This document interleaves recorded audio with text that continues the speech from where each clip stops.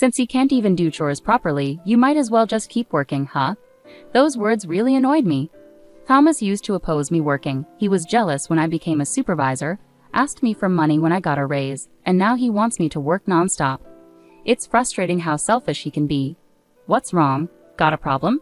If you do, then do whatever you want, Thomas replied, seeing I was upset, with a look that said, fine, I'll do whatever I want to. I couldn't keep quiet, so I snapped back and went to bed annoyed. I was so angry at Thomas, but work doesn't stop for anyone. The next day, as soon as I got to the office, I asked for a meeting with the boss. Just like I told Thomas, I decided to do what I wanted and took on a certain task that had been suggested earlier. My name's Anna. I'm 30 years old and I married Thomas, who's also 30, about 3 years ago. We haven't had children yet, so we're both working hard and earning money. In the past, people used to expect women to stay home after marriage, but things are different now. Even though we work at different companies, we both have full-time jobs and share the household tasks. Thomas usually handles laundry and cleaning, while I focus on cooking meals. Since we got married, I've been trying to cook delicious meals that Thomas enjoys. At work, I work hard to match the performance of my male colleagues, and recently I was promoted to supervisor. Being a supervisor means I have more work to do, both in quantity and quality. However, Thomas, despite being a coworker, didn't try to understand my situation. One evening at dinner, Thomas said, "Didn't we have this for dinner yesterday? Your cooking seems a bit careless these days. Please put more effort into it." Thomas is still in a lower position, not a supervisor like me. Maybe he felt jealous that I got promoted before him. Instead of being happy for me, he started complaining every day. Even though I have less free time now, I still make sure to do my part in household chores, I thought, understanding that Thomas's complaints were rooted in jealousy, so I had to remain patient. I do my best to prepare in the mornings, but sometimes dinner ends up being late when I get home, so I've been making side dishes ahead of time. Side dishes again. So you're saying dinner is the same every day? That's not what I meant. Please don't misunderstand. You're the one who said you take care of meals when we got married, right? The women at my company handle their households well, even while raising kids. I always mention that. I couldn't respond. Maybe there are such women at Thomas's workplace, but comparing ourselves to others doesn't help. Besides, the women Thomas talks about actually work part-time. It's not that I think less of part-time work, but being compared like that doesn't sit right with me. I'm sorry, I said quietly. Well, I'll forgive you this time, 'cause I'm kind, Thomas replied, starting to eat again once I apologized. I wish he'd just eat without commenting if he's going to eat anyway, but there's nothing I can do about it. When I talk about Thomas to my friends, they say it's good practice for dealing with kids. Indeed, even though we don't have children, dealing with Thomas sometimes feels like dealing with a child. I have to handle him with patience. Oh, by the way, you did the laundry, right? Thanks for that. Huh? Oh yeah, of course that was the agreement, you know. Without me, the house wouldn't function, huh? I held back what I wanted to say and praised Thomas. He seemed pleased with that. Indeed, Thomas does his part of the household chores as we agreed, but when it comes to laundry, he doesn't check the care labels or use a laundry bag. He just throws everything in and presses one button for wash and dry. So sometimes Thomas complains about clothes shrinking or getting worn out. If that's what counts as doing chores properly, I wonder how well I'm actually managing. But I never expressed my dissatisfaction. The one time I did, it led to a big fight. Why didn't you quit your job and do everything yourself? That's what I said when we got married. I shouldn't have listened to anything you said, just like Betty told me. Thomas yelled angrily and insulted me, then stopped talking to me for about 2 weeks. Of course, during that time, he didn't do his share of the work, leaving me to handle everything on my own. I find it easier to endure some challenges than to feel completely drained, both mentally and physically. Indeed, as Thomas mentioned during our argument, he wasn't initially supportive of me working. Betty said there's nothing good about a married woman working outside. That's why I want you to stay at home, he told me. I don't know why Thomas's sister feels that way, but I was willing to go along with it if that's what Thomas preferred. However, it soon became clear that we couldn't manage on just Thomas's salary alone. We couldn't rely solely on ideals, we needed practical solutions, so I pleaded desperately with him to let me continue working. My company is reputable and pays well. If we both worked, we could have some financial flexibility. Reluctantly, Thomas agreed to my heartfelt plea, which led us to where we are now. Despite everything, whether reluctantly or not, Thomas did share in the household chores. It's true that even that much help was appreciated. As Thomas's birthday approached, we hadn't done anything lavish to celebrate since we got married. Normally, we would mark the occasion at home with my cooking. But this year, with my recent promotion and salary increase, I decided to treat him to a dinner at a hotel. On the day itself, after buying him a gift, Thomas was pleasantly surprised and thoroughly enjoyed the steak dinner. "This is the best meal I've ever had, but are you sure we can afford this?" he asked. It's your special day. I got a raise since becoming a supervisor and will budget more carefully from now on. No need to worry about the side dishes, all right? We shared a joke and ended the day that way. Yet, I didn't notice the smug smile on Thomas's face at that moment. A few days later, Thomas asked, "Hey, you mentioned your salary went up, right? How much of a raise did you get as a supervisor?" He kept bringing it up after his birthday. Supervisor seemed like a touchy subject we both avoided, but as soon as he heard about the raise, his attitude changed quickly. "Being a supervisor is great. You've worked hard for it." He started praising me like that. At first, I was surprised by his sudden shift and just gave a small smile to downplay it. But he kept pressing about the salary. I continued to dodge the topic, but when I kept avoiding him, he sulked. "What's wrong? Feeling superior now that you're a supervisor? Maybe you look down on me, just an employee at a small company. It was just a treat for your birthday. We're not wealthy, so let's not keep talking about money." I finally snapped, and that stopped his persistence. But it was clear Thomas was fixated on my income. If I had known it would lead to this, maybe I wouldn't have become a supervisor or celebrated his birthday. There was some regret, but it wasn't all bad. Since becoming a supervisor, I've been given an important project. Even though it means more work, Thomas has been supportive. "You're a supervisor and busy with work. I'll do what I can," he said, even preparing dinner, even if it was just frozen meals. Despite his focus on money, his effort made that birthday special, perhaps. Later, when the project settled down, Thomas asked eagerly, "So you've been busy, you must be getting a special bonus, right?" I was taken aback by his question.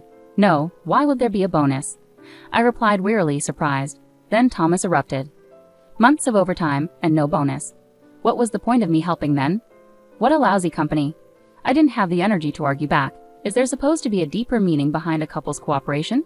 The idea of him criticizing someone's company was hard to believe. That was the moment I couldn't hold back anymore. "What I meant was, I appreciated your help, but is this what you really think?" I responded, and Thomas fired back. This led to a heated argument. "Enough, let's stop. I'm tired and going to sleep," I said, ending the conversation abruptly. After that, I couldn't bear to look at Thomas for a while. Sometime later, I had to go on a business trip. We hadn't spoken since the argument, but I needed to inform him since I would be away. "I'll be gone for 2 nights and 3 days on a business trip. Please take care while I'm away," I told him. However, perhaps still upset, Thomas didn't respond. Without resolving things, I left for my trip. Busy with work for 3 days, I found myself wondering about Thomas during my breaks. Was he eating well? I worried, but my pride stopped me from reaching out. Being apart helped me calm down, and I planned to apologize upon my return. When I returned after 3 days of work, I brought back some tasty souvenirs and headed home. "I'm back," I announced upon entering, but something felt strange right away. There were many unfamiliar pairs of shoes by the door, and the scent of cooking filled the air, not the usual frozen meals, but the unmistakable aroma of home-cooked food. Thomas can't cook, I thought, rushing into the living room. "Oh, Anna, welcome back," Betty greeted me. "What are you doing here?" I asked, surprised to see Thomas's sister, Betty, in our kitchen.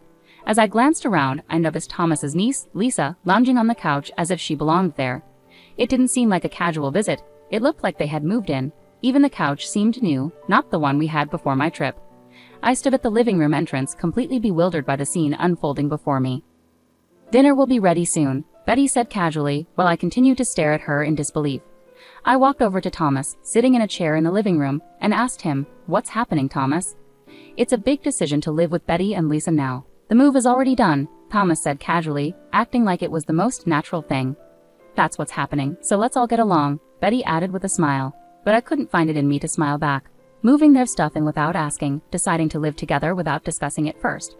"Hold on, you can't just decide this on your own," I protested. "What's the issue? You're always too busy with overtime to handle housework anyway. It's easier if we live together and Betty takes care of things," Thomas retorted to my objections.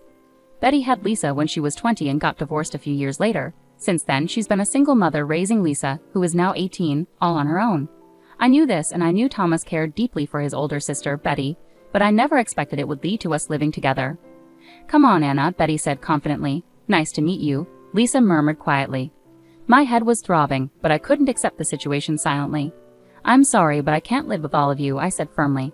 However, Thomas laughed at me as if it were a joke. "Why not? Since you can't even handle housework properly, you might as well keep working, right?" His words irritated me.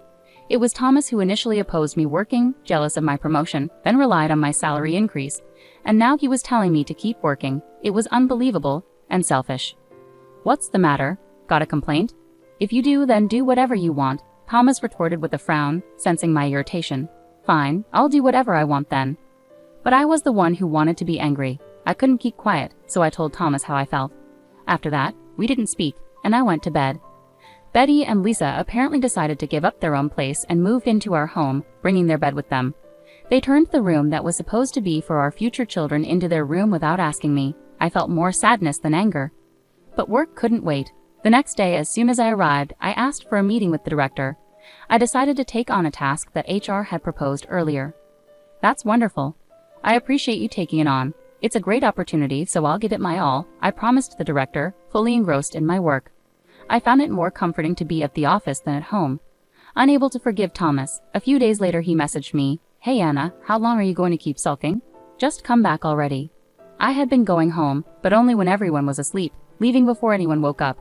However, for the past few days, I hadn't even returned home because I found a new place to live. "Come back. You can't just do that," he replied, laughing. "I can't come back right away," I said. "Why not?" "I'm in Italy right now. It's the middle of the night here. And Betty's there to take care of the house, right?" "Huh?" Thomas paused, surprised by my tired response. It was night for him, but already the middle of the night where I was. Dealing with this conversation with Thomas after work was just training. Finally understanding, Thomas suddenly raised his voice. "What? Italy? You went on a trip without telling us?" "It's not a trip. I've been living here for the past 3 days. What are you talking about?"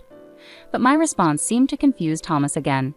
"Again? Didn't you say I could do whatever I wanted?" I could almost picture him stunned on the other end of the phone. "What I meant is, you told me to do whatever I wanted, and I did. So I accepted the assignment in Italy that was offered to me earlier. They've set up a condo for me, and it's a beautiful place," I explained. "There's a limit to doing whatever you want. This affects our life together, and you decided on your own." Thomas sounded upset. Surely if we had talked about it, we might have decided to move here together. But this assignment in Italy was like a reward for my hard work. Thomas was the one who got upset about the bonus and didn't listen to other things. Yet didn't it feel strange for him to say he decided on his own to live with Betty and Lisa?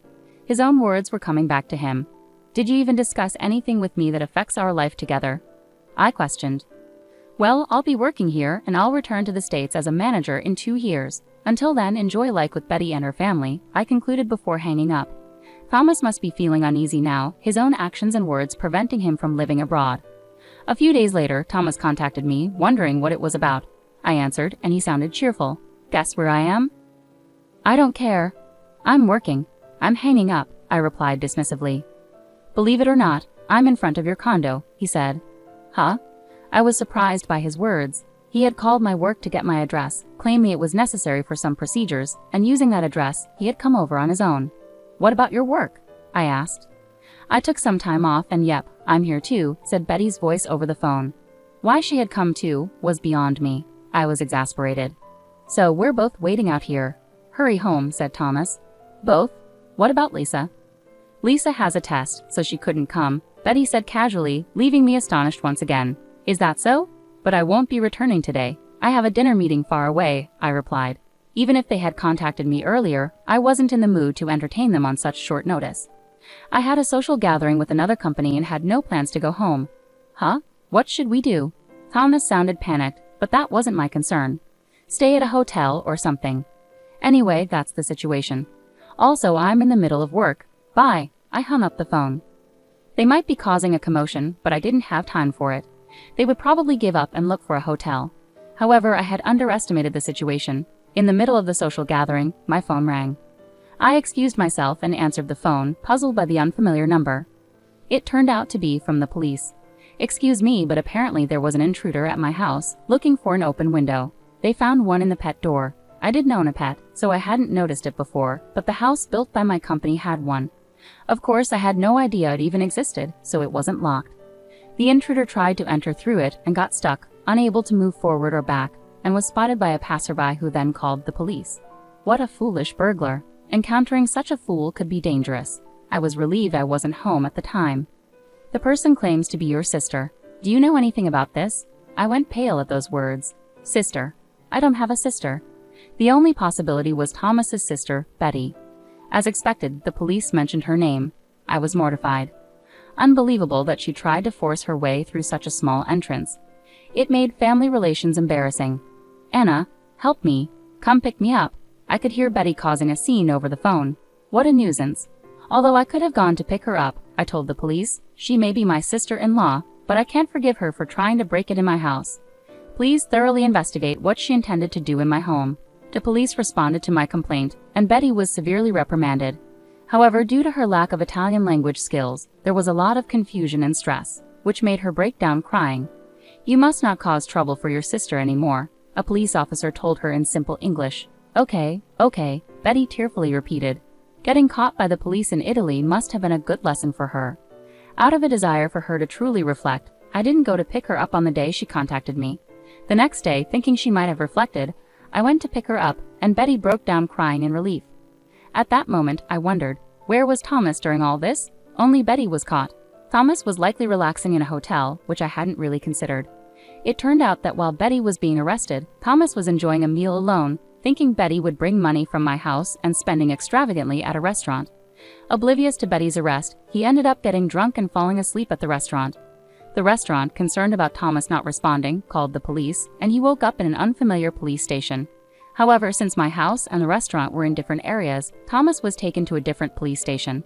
My wallet, my passport, where's my phone? Unfortunately, while he was unconscious, his bag was stolen and he lost his wallet, passport, and phone.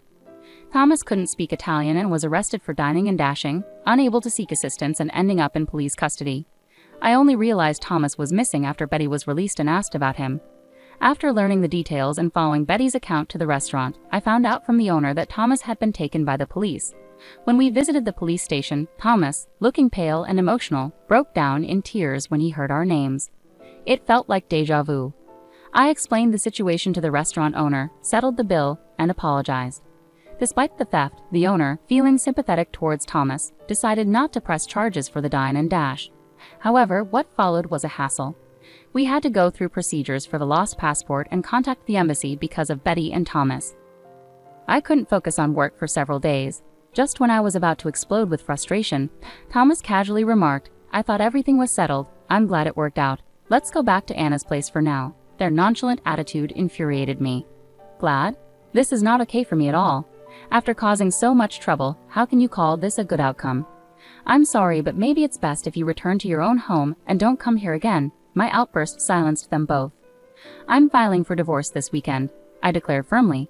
Thomas reacted with shock, and Betty stood beside him, equally taken aback, glancing between us. There's no point in staying married to you.